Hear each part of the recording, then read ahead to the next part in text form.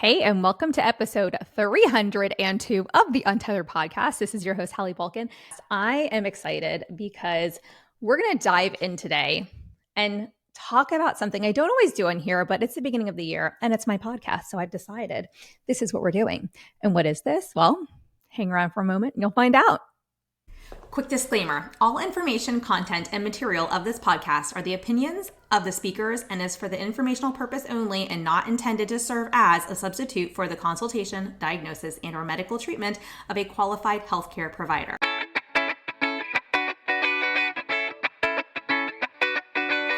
Welcome to the Untethered Podcast. I am your host, Hallie Bulkin. I'm a certified myofunctional therapist, feeding specialist, podcaster, business owner, and mentor. This podcast is all about getting your questions answered and collaborating with colleagues to bring you the most up-to-date information in the orofacial myofunctional therapy, airway, tethered oral tissue, and pediatric feeding therapy space. If you're new here, I challenge you to keep an open mind and join my mission to spread this message far and wide. If you've been around since June 2019, thanks for being a loyal listener. As we jump into today's episode, remember to listen with correct oral rest posture. Tongue up, lips closed, teeth apart, breathe through your nose. Let's get started.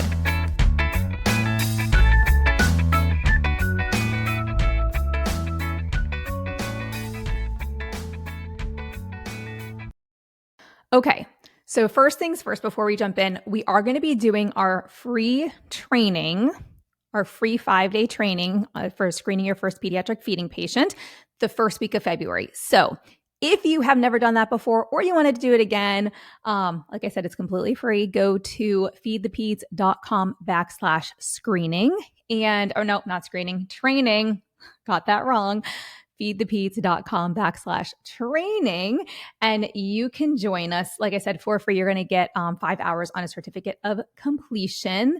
And yeah, basically, you will leave knowing how to screen your first ped feeding patient. I'm going to teach you how to do the screening, how to make sense of the results, how to make next step recommendations, and ultimately the fastest way to launch yourself into assessing and treating pediatric feeding cases after the screening, if that's what you desire. So, like I said, feedthepeds.com/training is the correct link you want to go to. But I want to dive in today and talk a little bit of, there's a lot of these posts going around like Instagram and Facebook of like the ins and outs for 2025. And so first of all, welcome to 2025. I know we already had our 300th episode, which basically finished out 2024 and launched 2025. But that was more of a reflection on my end, my business. And I encouraged you to do the same for yourself. What I want to encourage you now to do is look forward into 2025. And this is going to apply to you whether you are a therapist in business for yourself, whether you are a therapist in business for somebody else. That's not relevant, even though these are more goal-focused and almost business-minded in a sense. When I work with one-on-one clients, which I do, whether I'm helping them grow their private practice, start or grow private practice, or I'm helping them to launch an online business, I do all of that. I have a lot of initial conversations with therapists, especially, that look something like this, right? I'm not going to give away the whole thing because a lot of this is what people pay me the big bucks for, but I am going to share with you some nuggets, some critical things, because as I've said for 10 years in my private practice, my goal in my private practice, right, is to take all of the kids and their families and their caregivers from surviving to thriving. But I took that methodology essentially and I applied it to what I want to help you all do as therapists, because a lot of times we feel like we are just surviving day in and day out in our businesses, in our jobs. And that's not a good feeling for anybody, right? That's not necessarily where we want to be operating from, because survival mode is something that your patients are going to sense. They're going to feed off of that. And that, again, is not good for anyone. We need to be at peace ourselves. We need to be working from a calm nervous system in order for our patients to thrive. So what does that look like for you? And what can you change in your daily life, maybe to help yourself thrive a little more, right? So that's kind of what I want to focus on right now, because I think a lot of people talk about like, oh, we're going to set goals. And look, goals are great. And I set SMART goals in my own business. Goals are not just for our patients, IEPs, or their insurance companies. Goals are for life. They're for everybody. Now, that said, what I think we need to think about, okay, is this whole movement. And I've been talking about this for a couple of years, and I talk about this in the business side of things more so than in the clinical side.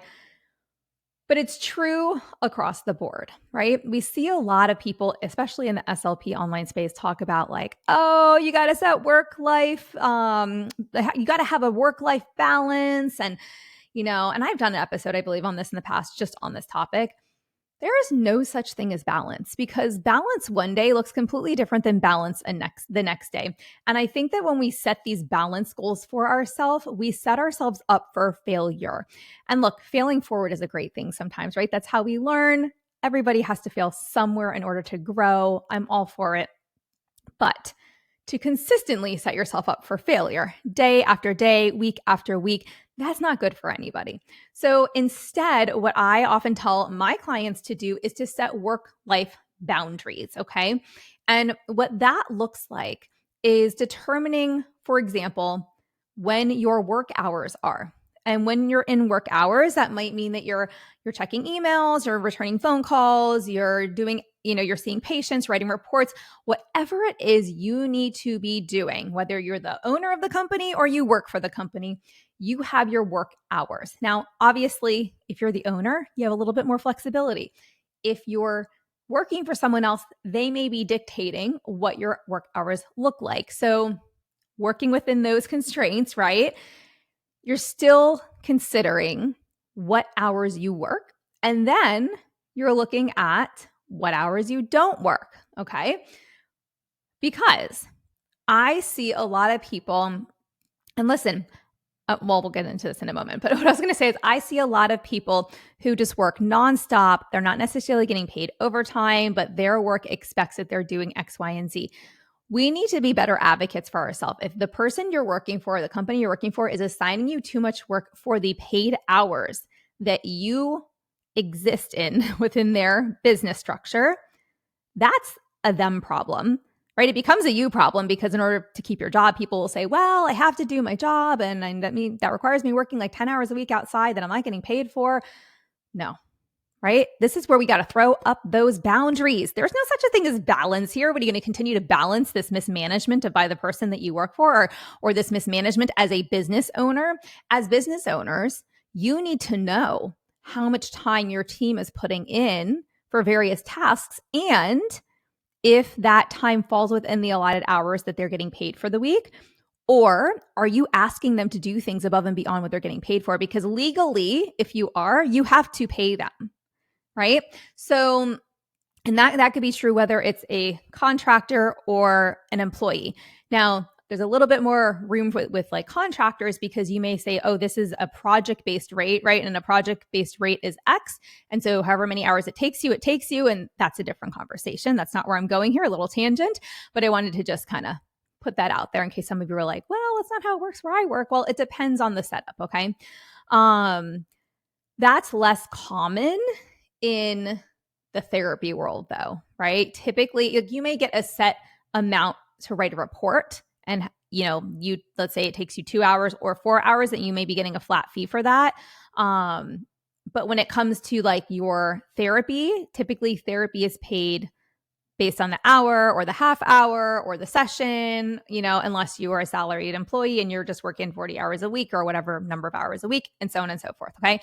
I'm not giving you like financial advice here. This is not me providing financial advice. I'm just giving you some food for thought. Okay. Think about this, because I cannot tell you how many people I talk to that don't even realize they're being asked to do like a time and a half work-wise, but only getting paid the regular base salary, and they're not getting paid beyond that. So if you're not able to get your work done during the hours that you're working, and it's not because you're inefficient or slacking off, it's because you've been asked to do the job of two people, that's a different kind of conversation, right? Okay. Was not even planning to go there today, but we just went there. So Money. I've done episodes on this in the past. You can go back a couple years and see what I've talked about, like money. I know money is like a taboo topic in our industry, but it's something that we need to be willing to talk about. And especially when it comes to money and time. Okay. So kind of going to wrap up that little side of this conversation for a moment and go back to not having balance, but having boundaries. Okay. Boundaries, right? What do boundaries look like?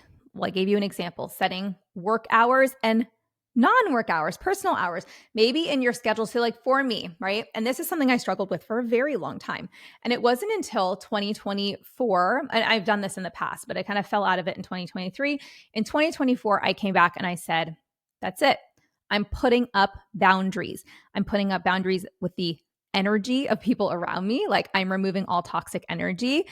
I'm putting up boundaries when it comes to work hours, travel hours, workout, like gym hours, family hours, and so on and so forth. And I learned how to do that really, really well. Now, I work for myself, so I have the flexibility to do this. But for example, in the morning, my hours between when I wake up and my kids wake up and when I get them off to school around like 7:45 in the morning, that time is them time. You know, my team, if they text me, I may check my text messages and make sure there's nothing urgent. I may respond if I have a moment or two. But other than that, like that's the time for me to like basically get them out the door to school. And we got to be focused. So we are on time. So that's that chunk, right? Then I walk the dog and I might go check my social media while I'm walking the dog. But then I will come back in and I'll spend about a half an hour going into monday.com, which I have for both of my businesses and both of my online businesses, I should say. And I will spend time going through my tasks there. From there, I go and oftentimes I'm going to Pilates. So Pilates sometimes is 9 a.m., sometimes it's 9:30. Occasionally it's 10, which is just super late for me, but I really like the instructor. But anyways, I will work until I go to Pilates. I will come back. I will either jump right back into work. Sometimes I have calls. Different days of the week look different for me. And there are certain days that I intentionally leave open, certain days where I maybe have 0 calls, like Thursdays. And so those are days where like I have opened up time to schedule appointments or to run certain errands and whatnot. And so I've kind of chunked my schedule in a way where I'm able to operate it the way I want to. And I do my best to end calls when I can, by like 2:15, 2:30 in the afternoon. If my kids are staying later for after school activities, I may be able to go to like 3:30. But I don't record anything after that time because my kids are home and I don't want to sit here and make them sit in silence while I'm recording. So I've made it work for me. Right. And so it becomes very noisy in my household after that hour. So I can still continue to work if I desire, or some days I stop working them. Other days I'm working till 5 or 6. It just depends. Right. But this is what I've decided. And these are the boundaries that I've set. And that way I can close my computer or, turn my work email off when I am no longer in those work hours. Okay. And so that is what I'm talking about when it comes to thriving and not just continuing to be in survival mode, because a lot of us are tied to our phones all the time. Now, I chose to do some work over this break while my kids were off because we just traveled 19 out of 30 days between the end of like the third week of November and basically the third week of December. Maybe it was the fourth week or whatever, like Thanksgiving to Christmas. Basically, we were gone 19 out of 30 days on 4 different trips. And that was a lot. And so I really didn't have a lot of work hours. So I came back and I chose to do some work while my kids were on winter break this past week. And I did work a couple late nights because I was just in the flow. And I was like, I'm making a choice to do this, right? So there's a difference between being a victim of your circumstances and making a choice to do something, right? So some people say, well, why were you working till 1 a.m? Because I chose to. I knew I was going to be super productive. I knew I was going to knock like 75% of my checklist off that I needed to get done this week. And so I could go rolling into the new year, now it is a new year at the time of me recording this, but that way I could kind of roll forward with ease, because one of my big focuses this year is to do everything with ease, which brings me to my next point. One of my big flexes the past 3-4 years has been the power of saying no. And that's something that I think a lot of us can get really good at too, because I think a lot of us overextend ourselves, and then we have these issues with so-called balance, or really even adhering to our own boundaries we set, because we are yes people. We're in the game of helping people, right? Maybe not the game, but we're in an industry where we help others. You have a good heart. That's why you got into this. A lot of people say, oh, I got into this because I love it. It's not for the money. Yes, but you still need to put food on the table and you still need to thrive, not just survive, but thrive. How do you do that if you don't have enough money in the bank, right? Because then you're always in fight or flight. It's hard to get into that rest and digest and have the nervous system calm down. So saying yes, being a yes person is not a good thing. And it's not that it's not just a good thing for you. It ends up being a not great thing for other people, because your stress gets pushed on to others, or, you're kind of working from this place of stress and other people sense that. And it's just not a healthy way of being for anyone, right? So learning to say no when your gut is like, that's a no, that's a no, that's a no, say no. I can promise you, after doing this now for 4 or 5 years, my no muscle is really strong, really, really strong. I just now, for the first time since fall of 2021, agreed to speak at a conference. And it was only because I really like the person hosting the conference. It's a dear friend and colleague, but I also think it's going to be a good time. I'm going to get to meet some people in person that I've only been talking to online for a very long time. Like, there were a lot of hell yeses that came up for me. And I was like, the location's going to be really hot. It's not really somewhere I want to travel to in July. But I really like this person and what they stand for and everything they're going to bring in. So, okay, it's a yes. It's a yes. Everything about me was saying, like, do it, Hallie. But this is, again, what I mean by boundaries, right? You set the boundaries that you want to set. That's up to you, okay? So if you want to be somebody that feels really good day in, day out, you're happy with where your career is going, you're happy with the hours you're putting in, you have to get really comfortable saying no when it's a clear no, and you have to get really comfortable setting those boundaries and respecting them. You have to respect your own boundaries, because I see people set boundaries and then they don't respect them. If you don't respect your boundaries, no one else is going to. You have to first. So that's really all I wanted to chat about today. I kind of wanted to have a little heart to heart as we roll into 2025. I think it's going to be a really, really great year for everybody. I just have this intuitive feeling, and that's something that I worked on. I have a word of the year that I have ultimately thought about. Well, I haven't picked it for this. I've sat and thought with it, but I haven't picked it yet for 2025. And yes, it's January 3rd at the time of this recording. But I want you all to think about what it is this year that you desire for yourself. And maybe, you know what, I'm going to record another episode that you'll get next week on, if you haven't done this yet, on how to focus in on picking one word for the year for yourself, and what that might look like. All right. So out with the work-life balance, in with the work-life boundaries, right? Out with the nervous systems that don't function, in with, rest and digest. Let's all get to a nice place of inner peace, and out with just setting goals, right? Let's take a good hard look. Like, goals are great. You can still set them, but let's be intentional and let's look at what desired change. What change do you desire in your life? That should be the driver of everything here. Let's flex the no muscle, get really good at saying no this year, because every no that you say to someone else is a yes for yourself. All right. So we're going to wrap up there. I hope everyone's having a fantastic start to the new year, and I'll be back with another fun episode like this next week, and then we'll jump back into more clinical stuff. Thanks for listening to this podcast. If you found value in this episode and want to hear more of these myotots, airway, and feeding related episodes, be sure to leave a review on Apple Podcasts and share this episode on your social media platforms. You can access free resources and all I offer at HallieBulkin.com, or pop over to @HallieBulkin on Instagram to get all the latest updates.